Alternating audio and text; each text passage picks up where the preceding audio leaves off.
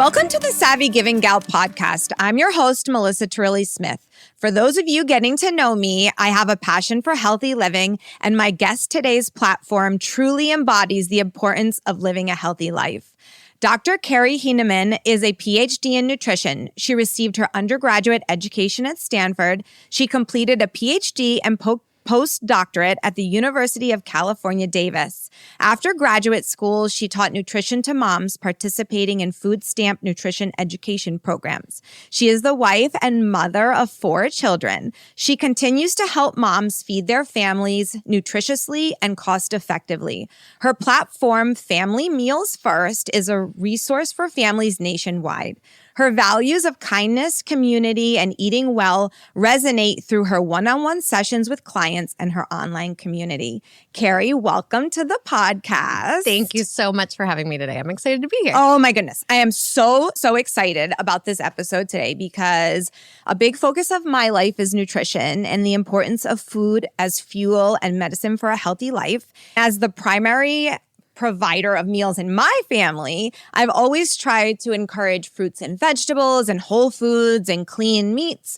But when my kids were little, it was really difficult to get them to eat carrots and cucumbers and peppers. And, you get the point. So as moms, we know that kids sometimes listen to other adults or their peers more than they listen to us. So our elementary school had a program called Harvest of the Month, and Karrie donated her time each month to teaching our young children the importance of fruit and vegetables.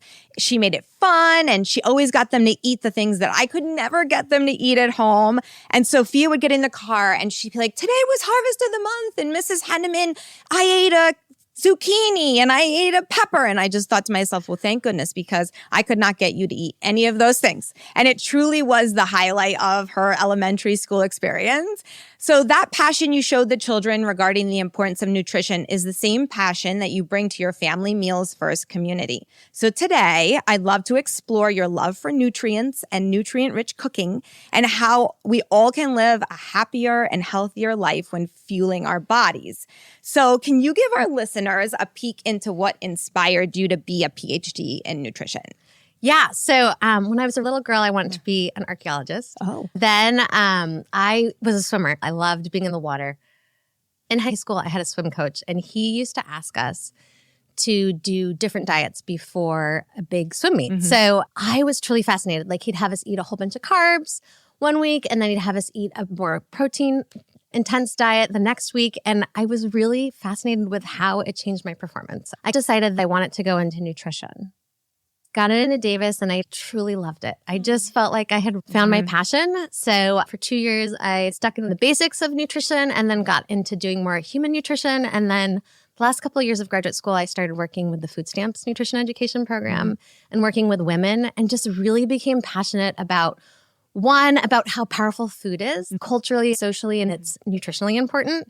I did human studies looking at soy and feeding people soy and looking at their blood and how it impacted it, and then ended up working for food stamps and actually going out into the community and doing setting up nutrition and garden programs, working with low-income families and talking to women and how their struggles with food and how they didn't really know how to prepare food and how to provide for their family, but they wanted to do so in the very best of ways. Knowing academically from science that nutrition, feeding yourself well, is one of the most affordable and powerful ways to take care of your health. Learning all those things while I was in Davis just really made me become passionate in how kids who learn at a young age how to feed themselves and to feed themselves well really are set up for success for the rest of their lives in whatever endeavor they do, right? Like, they can be a better doctor or a better lawyer or a better gardener or whatever they want to be if they have good nutrition and they know how to feed themselves well. I love that. I agree, because I believe food is medicine and it can transform our bodies. And I've seen that through my daughter's journey with her health. Right. And we've used several different quote unquote diets to help heal her gut. So it is a very, very powerful thing. But I want to go back to those women that you were helping and how you were able to teach them about nutrition and cost effectively, but also get them to understand how important it was if they weren't really used to doing that. When I first started working with food stamps, I taught classes for them. They had a series of 8 classes. Okay. The nutrition education portion was not required for it. So now it's called SNAP, and there's still not a nutrition education portion required, but people can sign up for these classes. So basically, at the time, the funding, I don't know if it's still the same, but whatever money that was left over from the food stamps program at the end of the year would then be dumped back into this education program that women could voluntarily sign up for. First year I taught classes, it was 8 classes created at the federal level. And so I'd just go out into the community and teach these women. I started doing research with these women, and I would have grocery store vouchers that I would give them after participating in, I think it was 4 classes. Story after story of women that found themselves at the end of the month unable to put food on the table. And I was working in some of the wealthiest counties in California. And it makes me so sad because I could see myself in their shoes. It was story after story of how women were doing all the right things. They were working 3 jobs, or they, had their kids at the very best school they could do. They were putting themselves through night school. Then either a spouse would get sick, a spouse would leave, a car would break down and they could no longer get to work. They would lose a job. They'd have a sick child. I mean, all of these things where, I feel extremely blessed because I'm educated and I know I can fall back on that. But if you are struggling and coming to a new country, or you don't have the opportunity to be educated because you need to start working at a young age, which happens to so many people, you just may not have enough nets spread out to be able to get yourself through it. And even if you do have all those nets, you still may find yourself in those places. Can you imagine opening your pantry at the end of the month and having nothing to give to your kids? Sorry, I cannot. No. And I know that is a problem and still continues to be. It still is, even in some of the wealthiest counties. We are still seeing an issue. I just saw this week that there's an initiative in Contra Costa County to try and understand food insecurity better and get resources to those who need it. I'm excited about that. Like I said, nutrition is complicated. It's so much more than just nourishing ourselves, right? And the healthy aspect of it. But even more important to when you are struggling with finding enough food, to find quality food, right? Because that was the other hard thing, as I would talk to these women and they would be trying to do the very best by their kids. And sometimes that meant buying them McDonald's because their kids just wanted to fit in. And they heard about McDonald's and they wanted to eat McDonald's too, right? And, as a college student, not knowing anything, I was like, but why wouldn't you buy the peanut butter bread? Because the tuna fish, right? Then hearing their stories and realizing what a big piece. And now as a mom, I get that, right? We just want our kids to do well and to be happy. And food is tied up into that as well, right? Oh, so tied up into all of that. They eat with their friends. They eat with their families. They are playing sports as you did as a child. All of that is fueled by food and eating together. It breaks my heart that a portion of this community cannot do any of those things and are looking for food or food assistance. Yes. We can be doing a better job of helping those people and contributing to that cause. It's so impactful in their lives. So let's fast forward 10 years now. You're a busy mom and you've created this business called Family Meals First. Yeah. Can you tell me what your company name embodies? I actually left my job at UC Davis. I was research faculty there after my daughter was 1. I just kind of hit a wall and just really felt like, even though I truly loved my job, I needed to be home. It was just the right answers. Fast forward 10 years, I found myself always talking to moms. We go to the grocery store, and I still find myself doing this. You go to the grocery store, and there are like 50 new yogurts, right? And you're just trying to buy yogurt for your kid. And you're right. Like, yes. I need to get through the store because I have like 15 minutes before someone is going to have a blowout or scream, that they need a snack, right? So I got to rush. But now I feel like I've got to read the food labels. It has DHA added, probiotic added, fiber added. What do I actually need? And do I want to put this in my kid's body? They're 6 months old and I'm trying to feed them. Yeah. And I read that it has arsenic in it and now I'm poisoning. Yes. All of these things, right? In my own life, if I take my car to the mechanic, I have to trust the mechanic because, I don't know 100% how my car works. So I have to trust somebody. But I felt like in nutrition, women and moms didn't know where to go to someone that they could trust. Because if they went to their pediatrician, you only have 45 minutes with your pediatrician and you have to do all the important things. And you may not even have a pediatrician that's really versed in nutrition to begin with. And many pediatricians are very well versed, and pediatricians always have the best interest of their patients in mind, but they may not necessarily know when you ask them a nutrition question. So I felt I needed to reach out to moms. A mom, you can only have so many priorities, right? Tell me. You got to pick a couple of them. Yes. I really am passionate about making family meals one of those priorities. And so putting family meals first ahead of some of the other things. Growing up, one of the best memories I have is eating meals together as a family. My dad worked a lot, and the one time we were together was family meal. It was a priority, and I feel it not be as big of a priority in a lot of families. And I think we're losing some connection in that.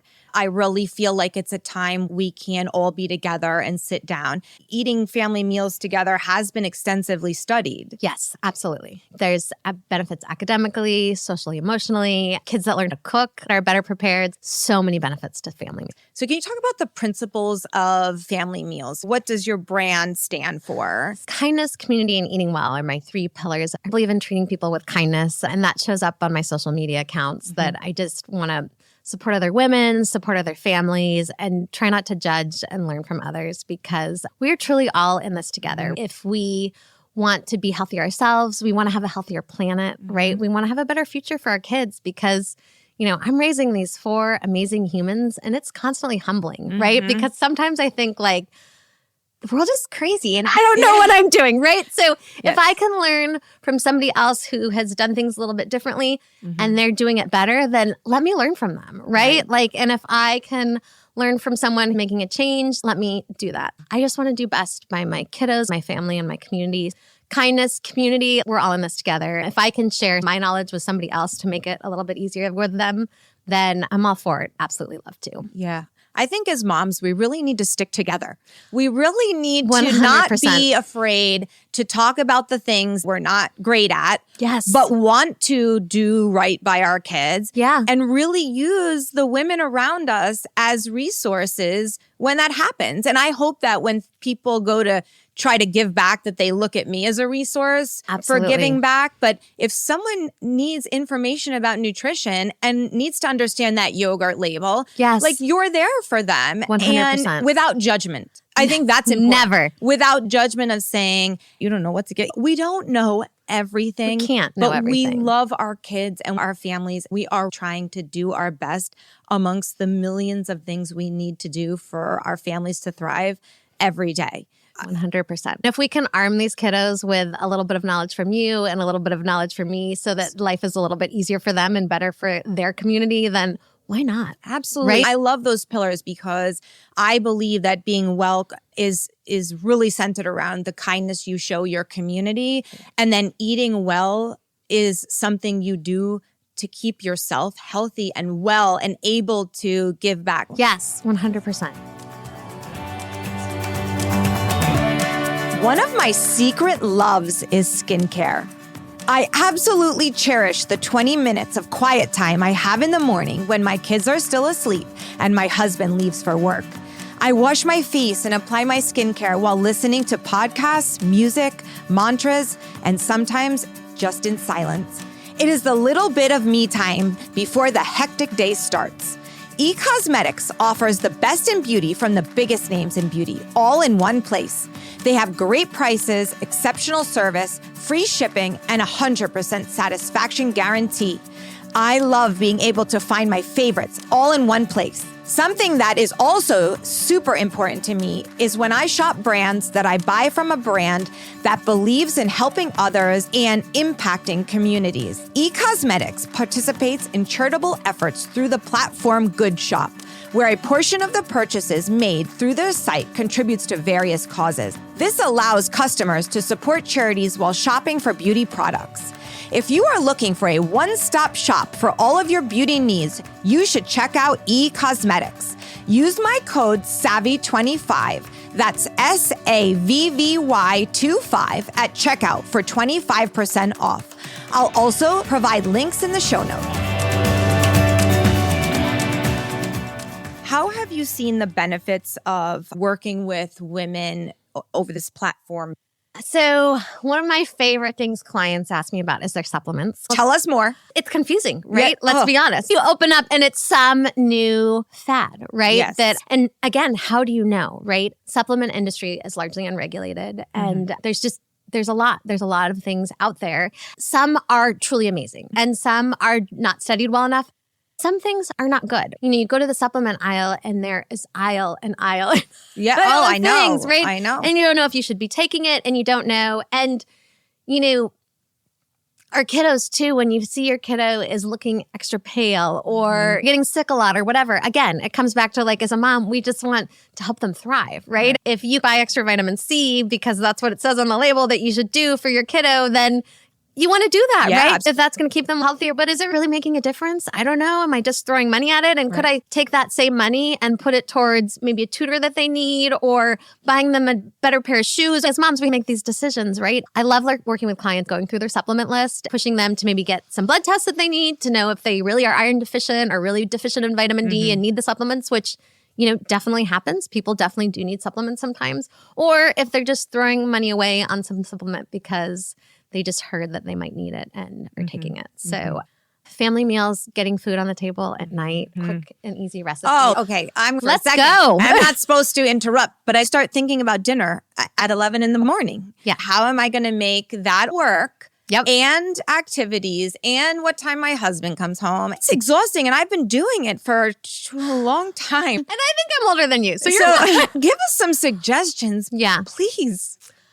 Okay, so a couple tricks. I'm a morning person, right? I get up, I use my Instant Pot all the time. And yes, I do feel like, it gets somewhat monotonous, but my Instant Pot is a time saver. I can put in beans in the morning and we can have refried beans or bean soup.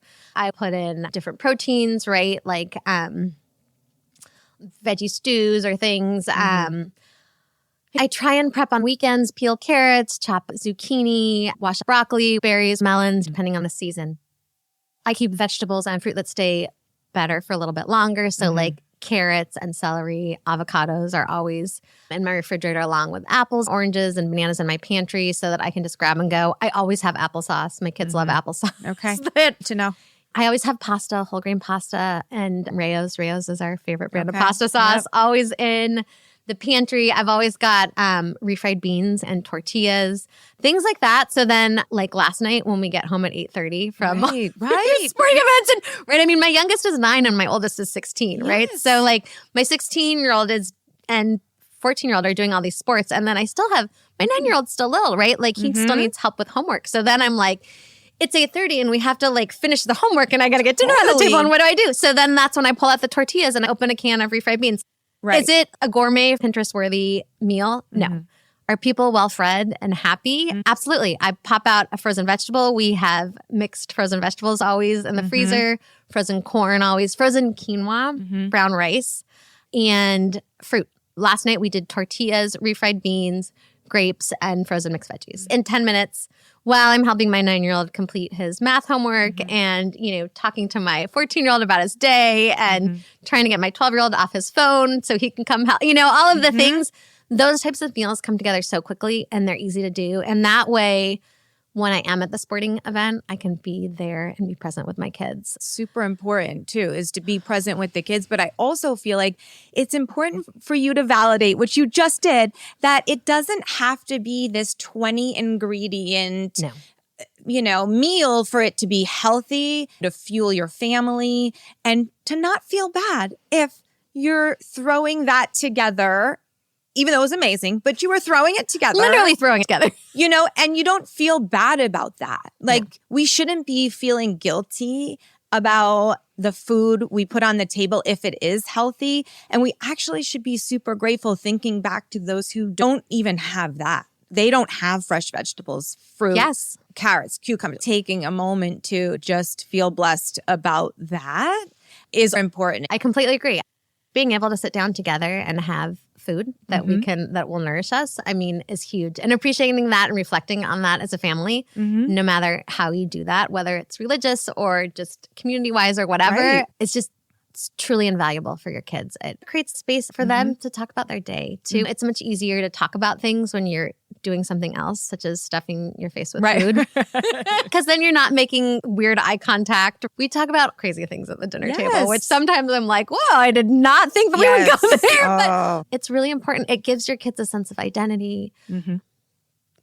Yeah, I agree when we're sitting at the dining room table. Yeah. And I start a conversation. Sometimes I'm cringing. They're like, why are you asking me why I'm grateful for my food? And I'm like, because I want to understand today why you're grateful for your food. But once they get over their mom is annoying, then That's the only annoying mom. No, their mom's annoying. That they're like, really can articulate that and then start thinking about it. And they're talking about their food at lunch at school and what they did at lacrosse yesterday. You find yourself sitting there longer than just the meal because it's a space where they're confined and they can't leave. And so then the conversation evolves from there. I try to make that a priority in our family, but our culture's gotten away from making it a priority with all the activities that we have our kids in because most of the people I know, including myself, we're overscheduled. We 100% are. It's a balance. I've got amazing kiddos. If I don't have anything scheduled, they're home on devices, which I don't want right now. We've got practice at 6 a.m. and practice runs until 6 or 7, sometimes 8 p.m. at night, and then sometimes my 14-year-old was playing a water polo game until 9:30 one night this week. It's juggling all those things. And I mean, I think that's another reality that we need to be okay with as moms is my family doesn't eat together every single night. And that's okay. On nights when my kiddos get home late, I save dinner in the refrigerator. Sometimes someone comes home at 9:30 and whatever I've had just looks gross. So then, So then that's when I have apples in the refrigerator and say, if you're going to have cookies or a chocolate bar because you're starving, at least have an apple or a banana with peanut butter. So they have options and that's okay too. These kiddos have to learn and find their way, being supportive and providing them options. And then, maybe later say, hey, did you see that I also have X, Y, and Z? Is there something when you came home starving that you were looking for that has more nutrition that I can have on hand next time? Maybe it is peanut butter, something that can give you more fuel so you're not waking up hungry the next morning before your next workout and creating that space for the kids to make choices. Yeah. And not letting those, I don't want to call them mistakes, but those derail as a child, as a mom. Sometimes we try to be so good every single day and then we make a quote unquote mistake and then it derails us. And we shouldn't be doing that in any aspect of our motherhood. We're going to make quote unquote mistakes, eat a chocolate bar sometimes. But if most of the time you can try to do the right thing and fuel your body, you're doing a great job. Not just a great job, like an amazing job. I always tell my clients 80% of the time you want to be fueling your body well. Maybe that means prepackaged carrots and a prepackaged lettuce. I only buy pre-washed lettuce. I don't have the space in my life right now to buy a whole lettuce head. And that's okay. Are we going to get crumble cookies as a family on a Saturday night when I'm out with everybody? Absolutely. I'm going to embrace that. Food is truly fuel, and I like to fuel myself well most of the time so I can really enjoy and savor those times when I'm at a birthday party and I want a piece of cake that looks amazing, right? Right. And that's really, really important to teach our kiddos. Yes. That there is no shame in eating. Like there never should be. Right. Food really should be about fueling your body well. Sometimes fueling your body well is eating that chocolate bar because that's what you really want. There shouldn't be any shame in that. I think that's where food issues come in for kids. Young girls. I have a daughter. You have a daughter. Yeah. I would hate for her to feel shame around eating or food or her body. If we can celebrate eating healthy most of the time, I try to do that because I am a bit rigid, but I don't want her to think that I'm judging her for making choices because she's doing the right thing most of the time. And that's all we can ask for. That's all we can all do. That most of the time, fuel yourself well, and beyond that, don't worry about it. It'll fall into place. Now, does that mean you're always going to be a size 2 in jeans? No. Right. But are you going to be healthy and strong? 100%. Hey, travel lovers, it's Melissa. Traveling with my family to explore new cultures brings me so much joy. And all business class travel can make it even better with their top-notch personalized service. Use promo code SAVVY, that's SAVVY, to get complimentary Black Car airport transfers. All business class travel makes it easy to focus on what really matters, cherished memories. Visit allbusinessclass.com and start planning your next incredible journey.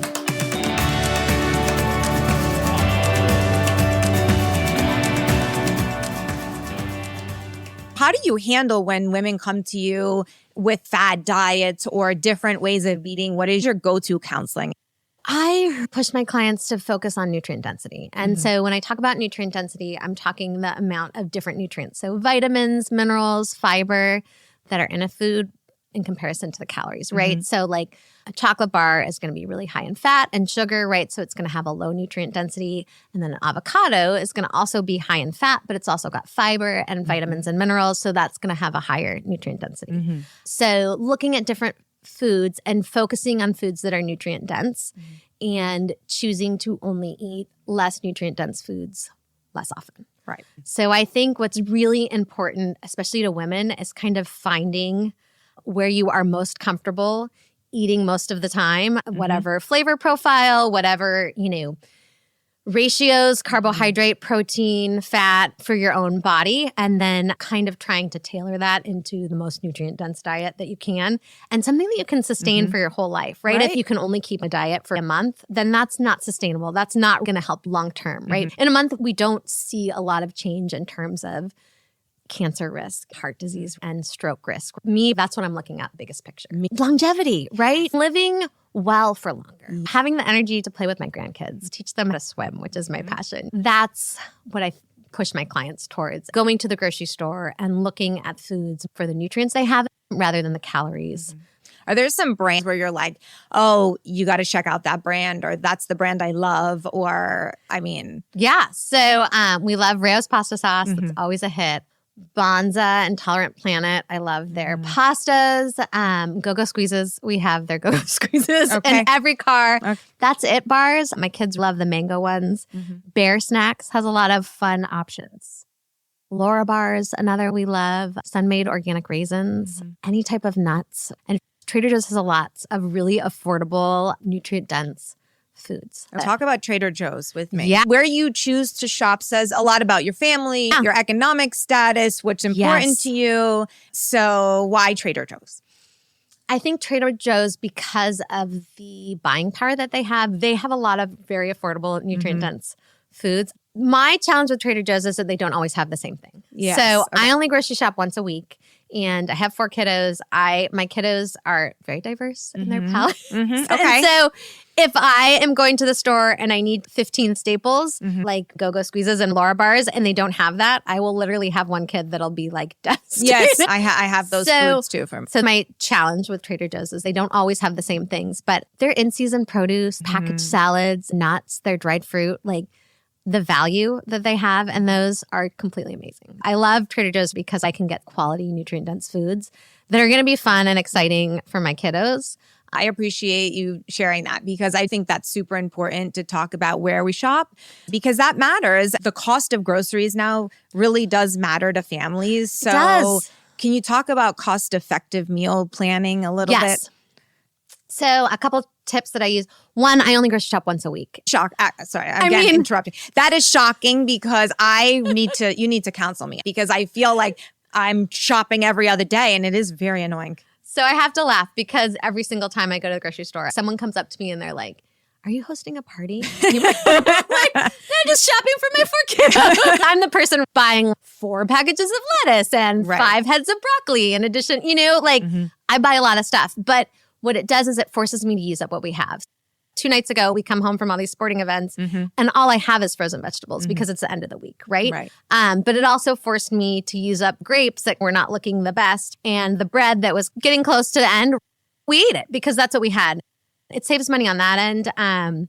Whenever there's a sale, I stock up on pastas, refried beans, whole grains, sauces. I'll buy 4 or 5 and keep them in the pantry because I know they're not going to, as long as it's something that I know that my kids and I like. Yes, right? yes. Because if it's something new, then inevitably my kids will eat it for a week and then decide they don't want it anymore. Yes, yeah. And the waste, really, I'm going to speak on the waste because whenever something goes to waste, and my house me, I agree. especially because I do so much volunteer work with food insecurity, and it really, that's something that could have gone to one of these families who couldn't afford to buy that big bag of grapes that goes bad, or even the loaf of bread. I really can appreciate that you're thoughtful about that, because I think a lot of food goes to waste in families who are not aware of how blessed they are to have that food. It forces me to be more intentional. I go to the grocery store with an idea. I usually make 2 meals per week that I try and make something new, and then something that I know we're going to love. Like tacos is a go-to in our house. My kids love tacos. I double it. So that's 4 meals we've got. The other 3 nights I wing it. Grilled cheese, soup, burritos, pasta, whatever. It gives me flexibility. We have to eat leftovers. People always ask me like, oh, your family eats leftovers? I'll be honest, they did not eat leftovers until I find it was like, there's only so many minutes. So I'm double cooking and you guys will just learn to like it. And do they eat as much on the nights that they're eating leftovers? Absolutely not. Right. But we make it work. That's what we're having for dinner. Occasionally someone makes a peanut butter and jelly sandwich. And that's fine. That's okay, right? That saves me money because I go to the store with an intention. I've got these couple meals planned. And then that also allows for like, hey, there's a Chipotle fundraiser tonight or whatever. Can we go? Yes, we can. Because I'll just save that, batch cooking, things stay well in the refrigerator for 3 to 5 days. It gives me flexibility to be spontaneous. I think that's a great tip for people listening, is to go to the grocery store once a week. I'm really going to try that next week. I'm going to make a big list, and I'm just going to use whatever I buy. And I mean, you will be surprised. I'm not going to go back. My last tip would be buy seasonal. Okay. Like the amount of money you will save and the taste will be so much better. Seasonal produce and then frozen. Frozen fruits and vegetables are really cost effective as long as they don't have added sodium and sugar, which there's so many options nowadays. That's another great option. They do go on sale sometimes too. So you can stock up. Frozen mango is something we can't ever get enough of. I buy that in bulk and on sale. We always have it on hand. I was thinking this morning about packing school lunches when you were going to come and be on the podcast today.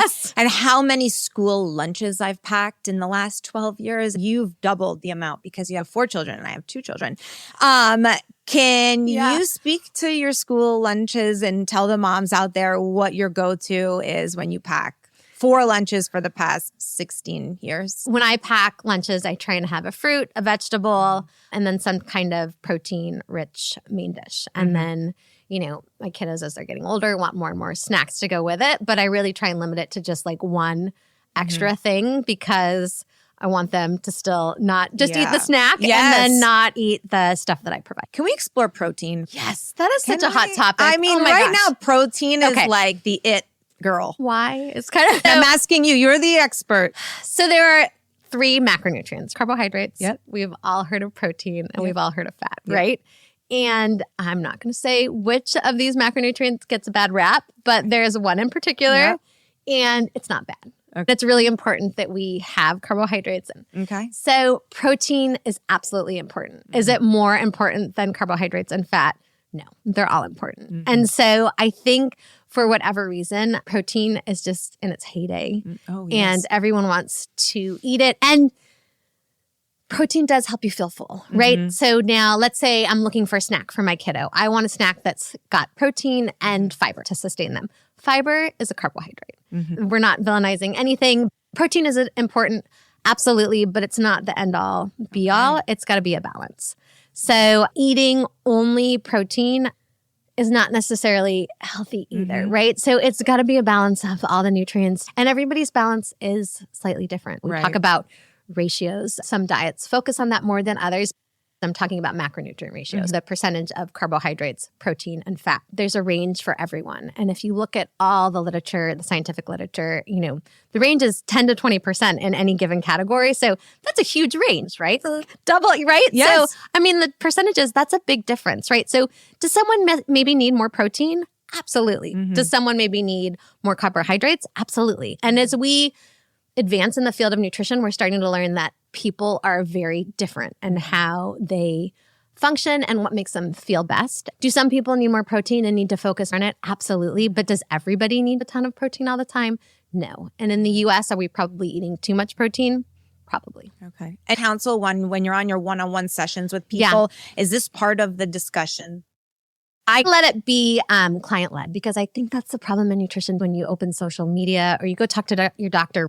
You're focused on certain outcomes, and I really try to provide people a resource to answer the questions that have been causing them the most stress, right? So for some people, it is meal planning and how to get dinner on the table. For some people, it is supplements. For some people, it's their picky eater, right? I really like different people to steer it. Some people have kids that are athletes, right? And that's a different discussion. Or an athlete themselves. Weight loss, all of these different things. Nutrition really encompasses like so many different It's broad. things. It's a really broad topic. I mean, it's amazing and so interesting, but it really affects people's lives in all different ways. Which is, I think, also an important reminder because even though there are so many people on the internet that have good intentions, now there are definitely some people that have bad intentions, but many people are out there trying to provide good advice. Nutrition really is an extremely complex topic. And so to take advice from somebody just because they had a positive experience themselves does not mean that they're an expert in the field. Yes. So, but I still am constantly learning. Nutrition is changing all of the time. Nutrition as a field didn't really become popular until the 40s when they were looking at having good soldiers.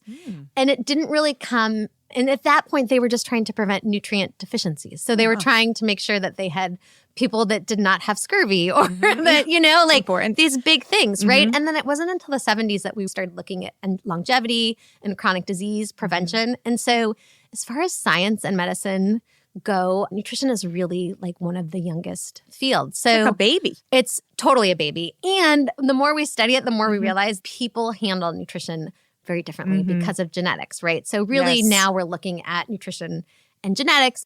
Genetics is still a new field. If you think about it that way, then you're like, well, it makes sense why nutrition, because we just haven't studied a lot. And then just like medicine, women and nutrition have not been studied much. All of these fields are constantly evolving because we haven't done studies in them. And then when you ask someone about what they eat, right? Like we were talking about all these things. Food is kind of a weird thing. Unlike when you draw your blood or you have chicken pox, right? Like, you can lie about the fact that like, did I eat a whole sandwich for lunch? No, I just had half a sandwich, right? But as a nutritionist, that's the information that I'm collecting. It's a field that's evolving. Good research is coming out, but it's changing. And so we still are we don't know all of the pictures. So if somebody is telling you that they know everything about nutrition, they probably don't. Yeah, they're probably lying. Back to what you were saying with nutrition and women, because of the time of my life that I'm in, my 40s and going into the next stage, which is the 50s. Yeah. All my friends were changing so much. And what we put in our bodies 10 years ago is not working. Even though I love my primary care and I have great health care, they don't have a lot of suggestions. Yes, all of the above is correct. One, there's not a lot of research on women and nutrition. Women just weren't studied in medicine for a long time. 2, nutrition is a new field. 3, you think about all the subspecialties in medicine. Nutrition and medicine is also a really new thing. I'm starting to work with some doctors to help their clients and doctors who are really passionate about nutrition, but it is still not really a part of nutrition. We have all these specialties in medicine. You can't expect your doctor to be a specialist in nutrition on top of, right? Because like I said, I've studied just nutrition for 11 years. So then you have to get your whole medical degree and subspecialty and then on top of it, right? Just think it's so intimately involved in your healthcare, though. Like, in your cancer risk, in your heart, it needs to be part of your lifestyle journey and health journey that I feel like it should be part of that, or it should be offered as I think that's becoming realized. And I think like Kaiser is a great example. Like they really are focusing on nutrition and preventative care ahead of time. It's becoming more prevalent, but still not a lot. I mean, this is why I'm passionate about talking to kids about nutrition because I truly believe if kids can learn at a young age about the importance of fruits and vegetables in particular and how they can nourish you well if you remember to eat them often and know how to prepare them, then you are set up for life. If you can eat nutrient-dense food often, then you are going to have to see the doctor less. You're less likely to have cancer, heart disease, and strokes, which, these are also big problems in this day and age. Cancer is plaguing more and more and more of us, which is really scary. It is. If you could do something as easy as eating fruits, vegetables, and nutrient-dense food, maybe you could help reduce the risk. Cancer is so complex, and I would hate to say if you eat a good diet, you're not going to get cancer. Right. That's not how it works.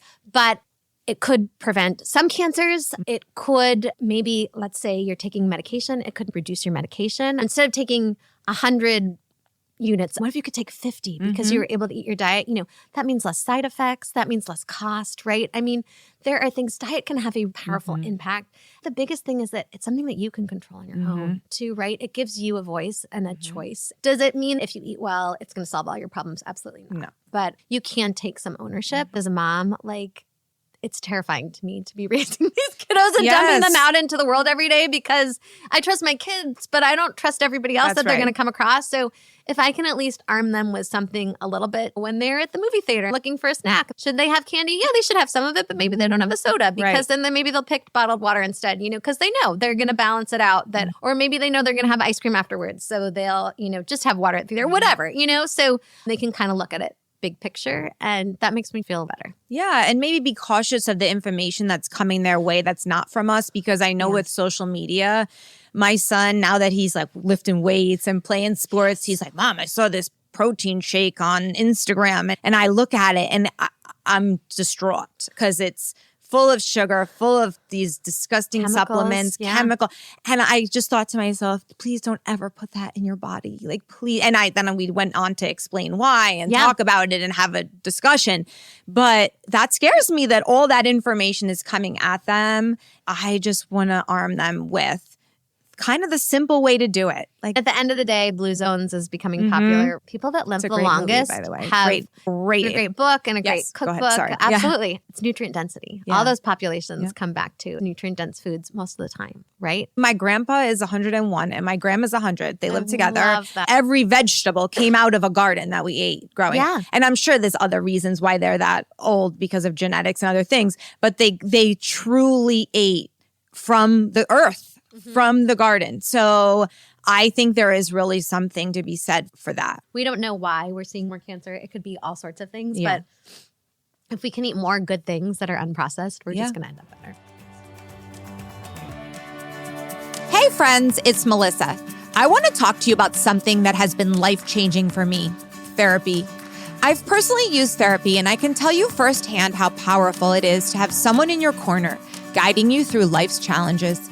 That's why I'm proud that today's sponsor is BetterHelp, an online therapy service that makes it easy to get the help you or your family needs from the comfort of your own home. Whether you're struggling with stress, anxiety, or just need someone to talk to, BetterHelp is here for you.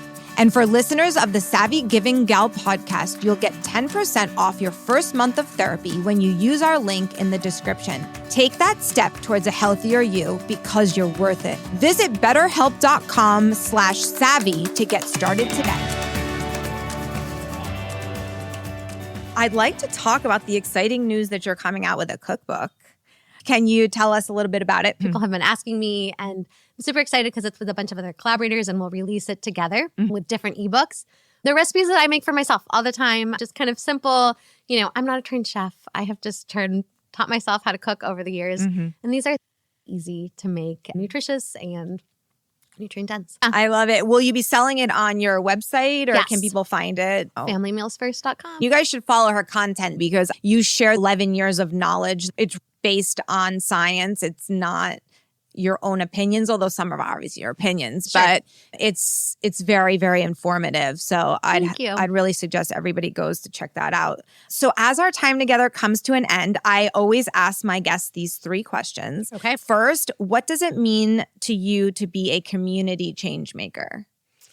I just try and give back to my community as much as I can and just be the person that I want my kiddos to run into.